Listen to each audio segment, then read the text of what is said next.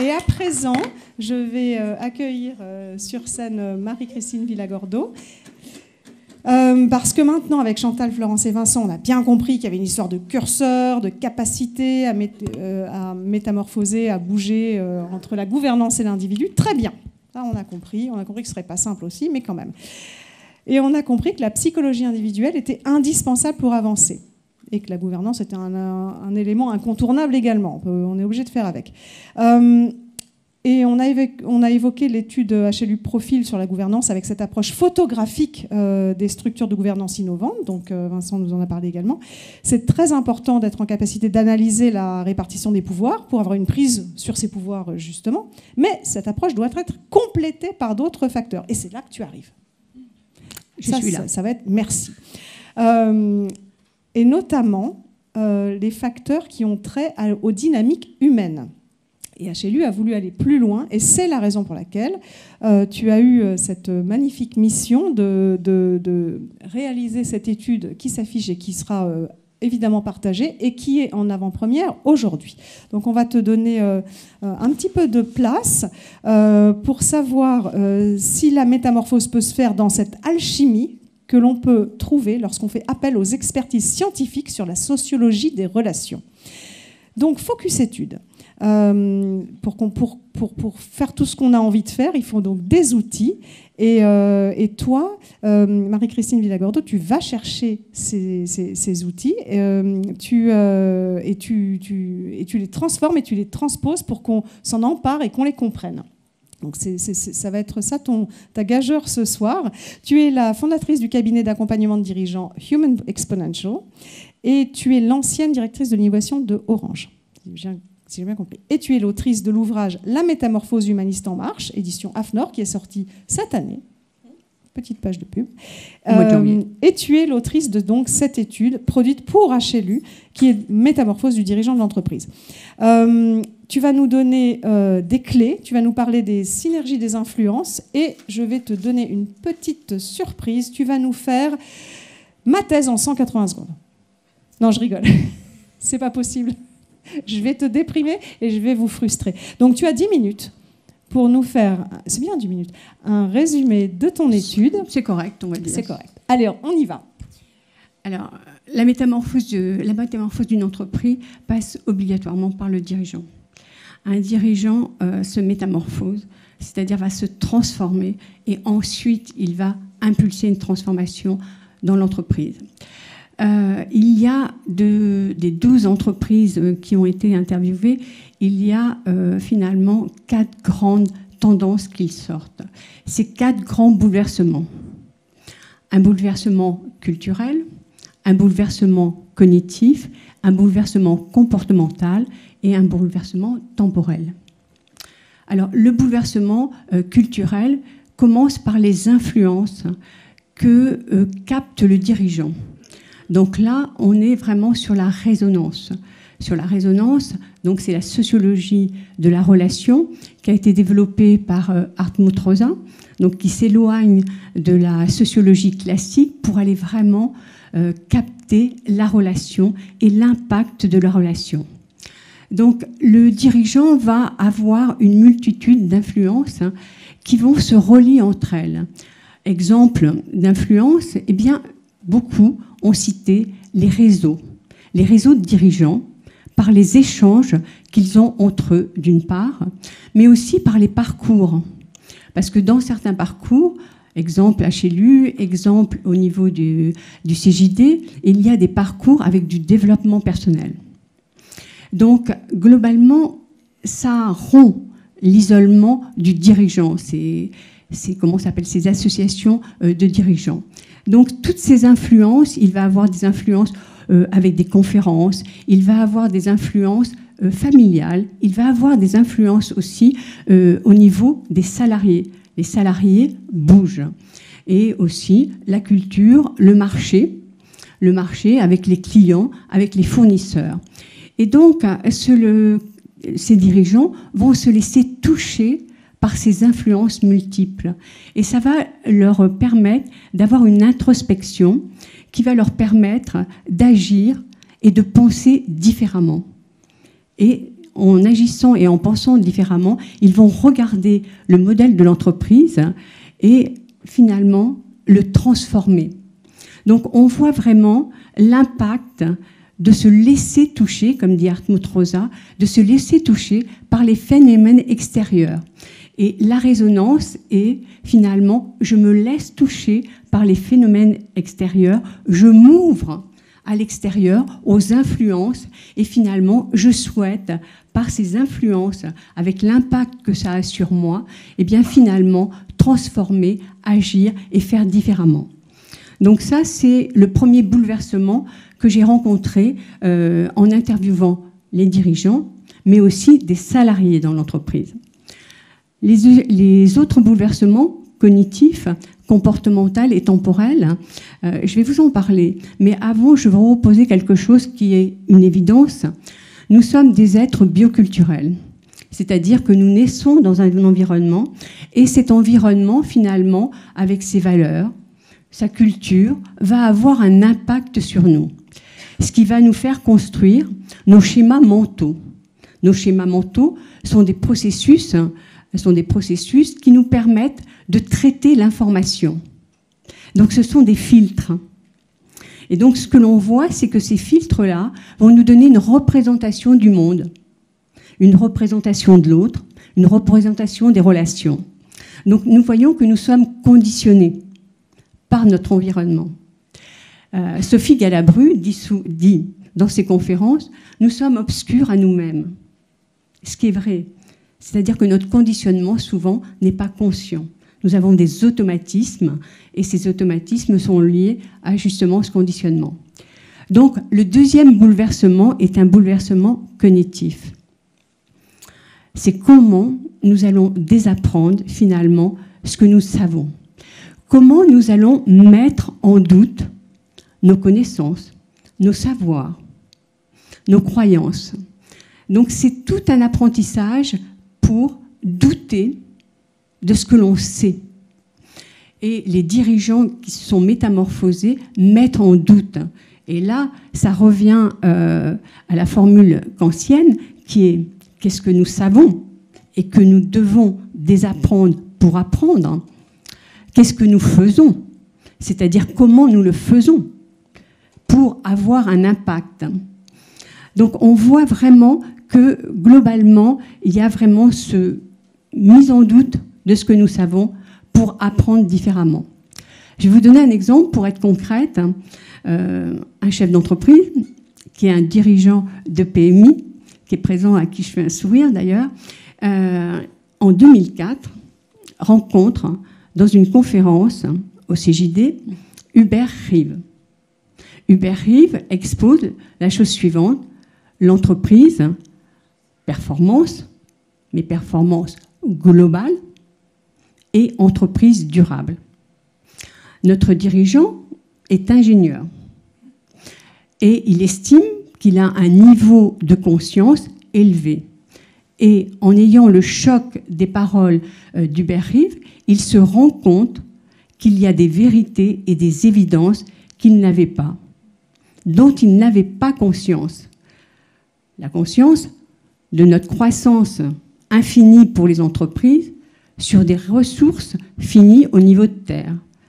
Eh bien, à ce moment-là, il le dit, ça ne sera jamais plus pareil. C'est-à-dire qu'à partir de ce moment-là, je vais réfléchir pour changer mon modèle économique et pour avoir une performance durable et sobre. Donc, vous voyez, c'est l'impact de mots dans une conférence qui font qu'il y a une mise en doute de ce que l'on sait. Ensuite, il y a le bouleversement comportemental. Donc, avant, ça entraîne un changement de mindset, vous le voyez bien.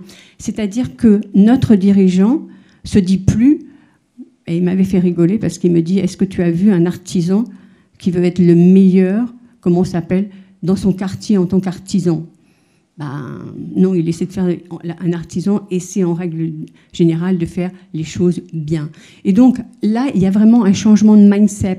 C'est-à-dire, je ne veux pas être le meilleur de mon domaine, je ne veux pas gagner le plus de parts de marché.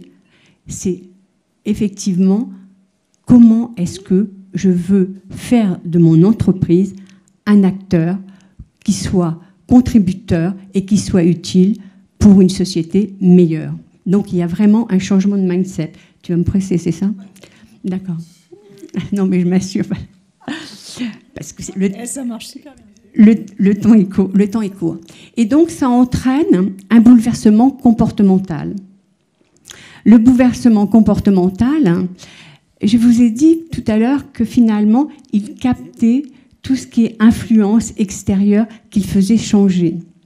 Eh bien, finalement, c'est un concept qui a été créé par un monsieur qui s'appelle Francisco Varela, qui est un neurobiologiste, et son professeur, qui est Umberto Maturana, qui est un biologiste et un philosophe, qui a créé le concept de l'intelligence incarnée ou corporéité.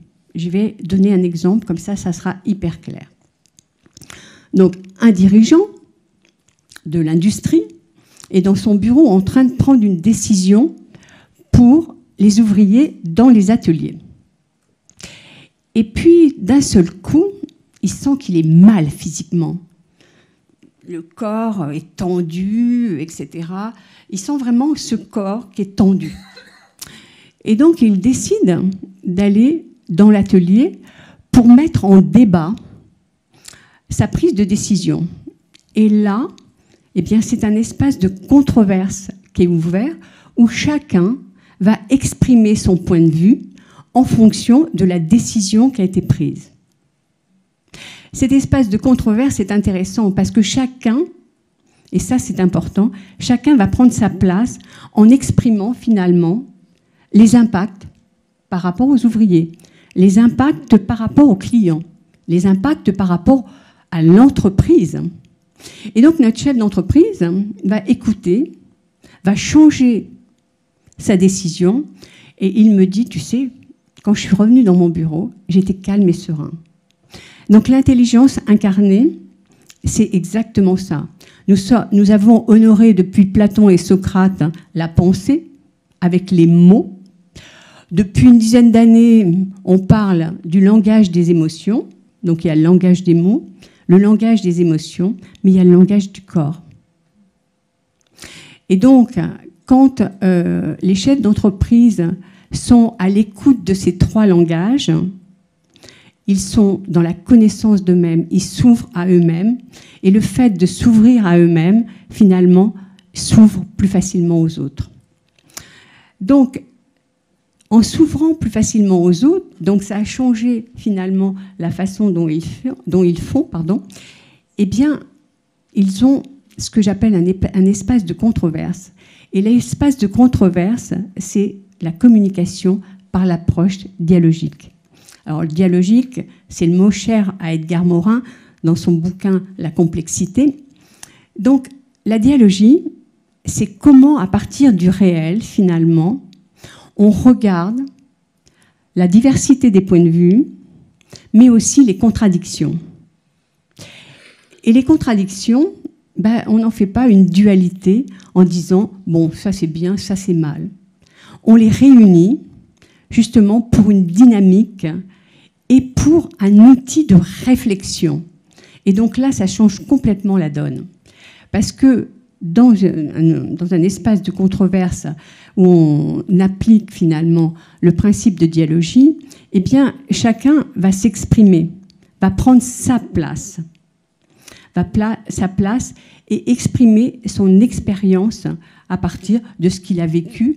Et ce qu'il faut savoir, c'est que chacun, de là où il est placé dans le système, eh bien, a une vision du système.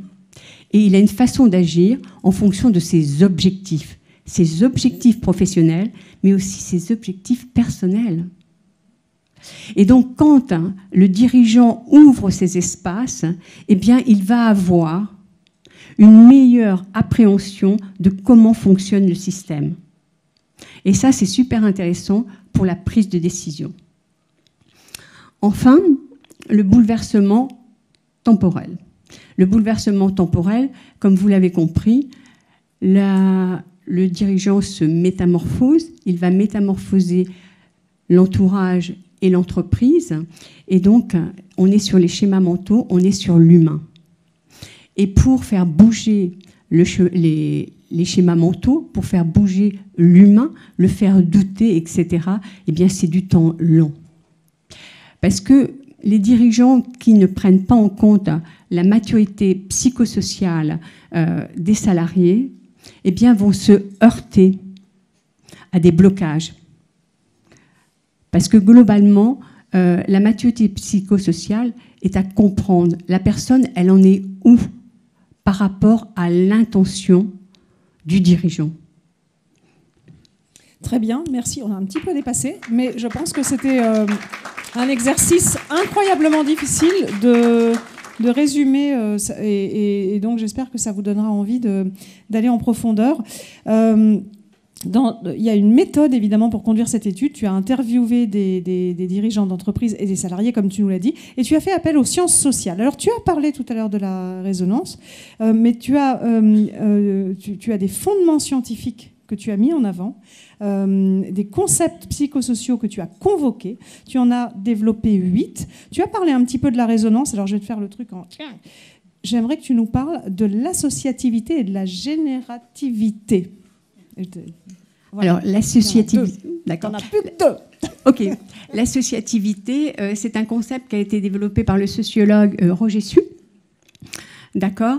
Et l'associativité, c'est la capacité du dirigeant à créer les liens d'interaction et d'interdépendance dans le système.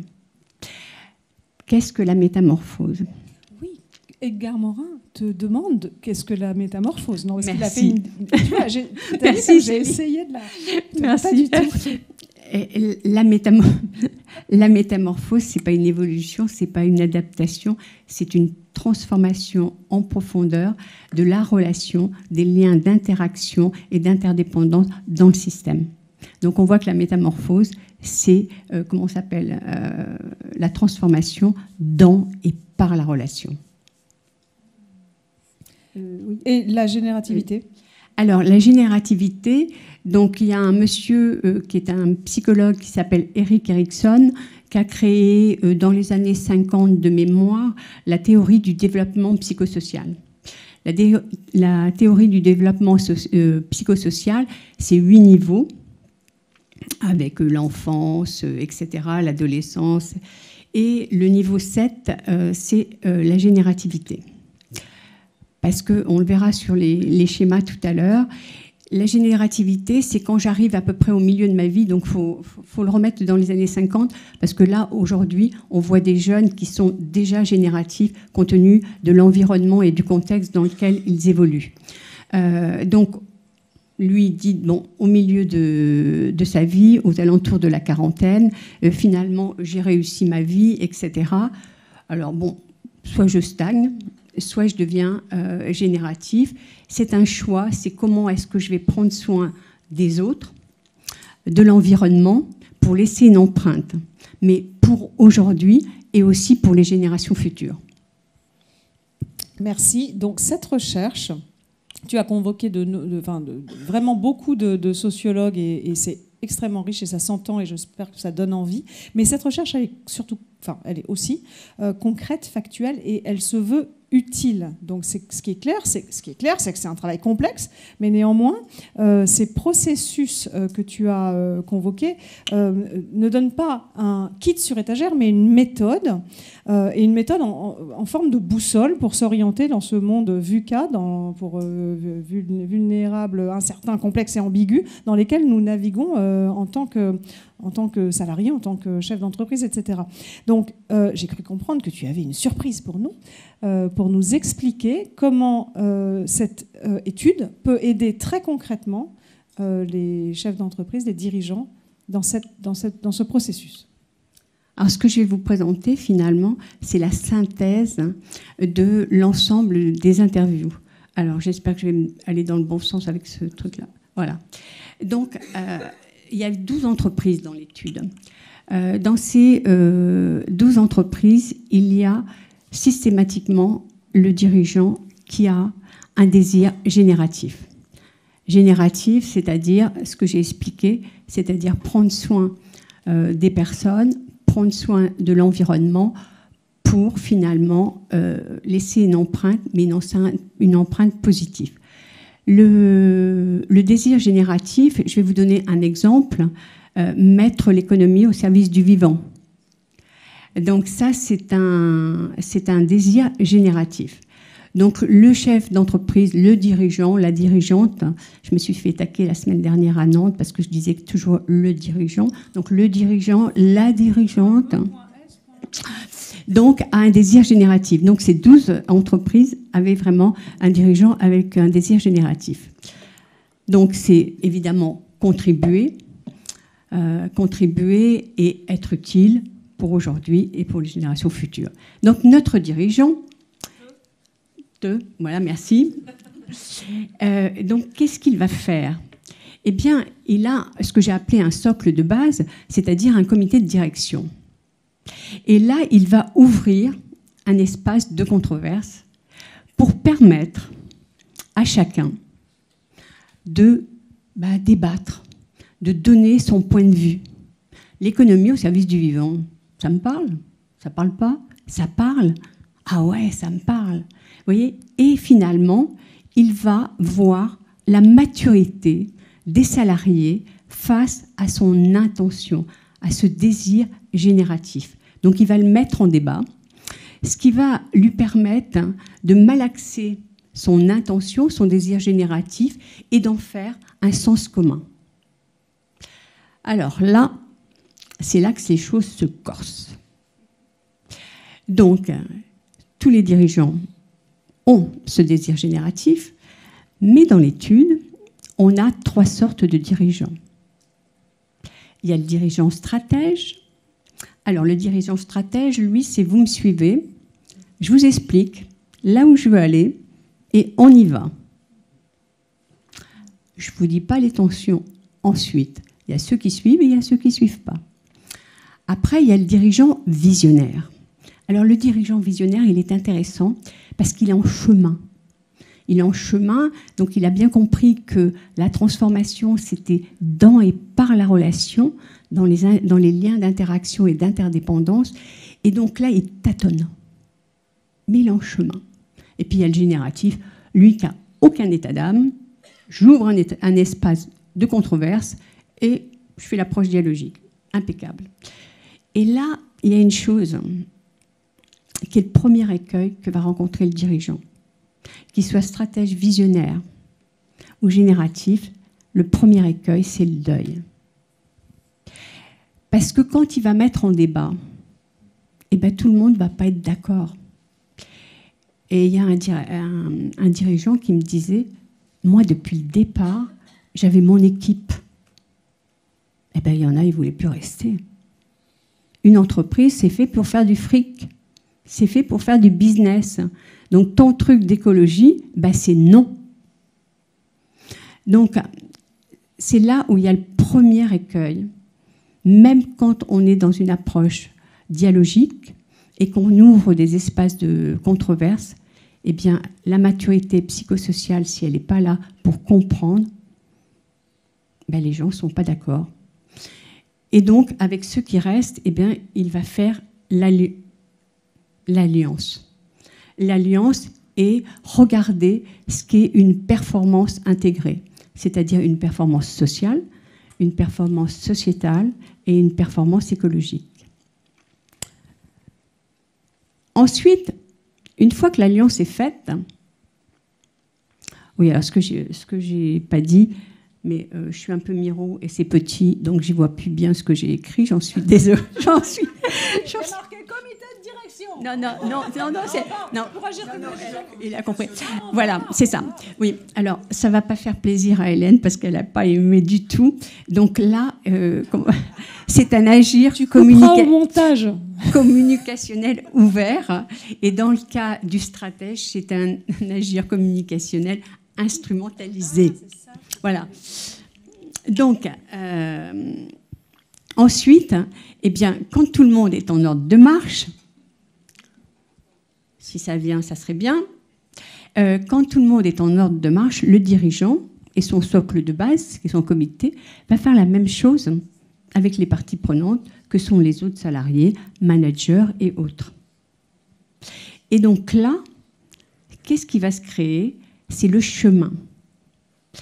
Parce que tout à l'heure, ça a été dit, alors j'ai pris mes notes, je ne sais plus qui il a dit. Il faut qu'on se dépêche, tu sais, oui, ça. D'accord. Tu le sais. Oui. Donc, c'est le chemin, c'est-à-dire que la métamorphose n'est pas une finalité, c'est la création d'un chemin. Et donc là, eh bien, tout bonnement, l'ensemble des parties prenantes vont créer le chemin pour une vision systémique. Et je vais aller un peu plus vite. Et ensuite, chacun, où il est placé, eh bien, va porter finalement cette façon de voir les choses à l'extérieur. Donc, ceux qui sont aux achats vont porter la vision au niveau des fournisseurs. Les commerciaux vont porter la vision au niveau des clients. Et là, comme le travail de communication et de compréhension a été bien fait, bien, il y a des commerciaux qui vont être en capacité de s'adapter aux clients. Je vous donne un exemple. Eh bien, toujours un dirigeant, il a des clients américains. Quand on est dans l'industrie et qu'on a décidé d'avoir une entreprise sobre et durable et qu'on a des clients américains où l'écologie... il fait pas bon. Hein. C'est pas ça. Ouais, hein. Voilà.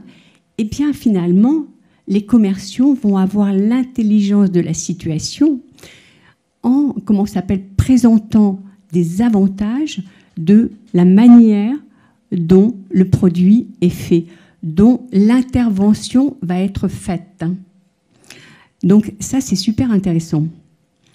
Donc là, on voit que globalement, chacun de là où il est placé, en fonction des relations extérieures qu'il va avoir, va porter finalement cette stratégie systémique, ce désir génératif.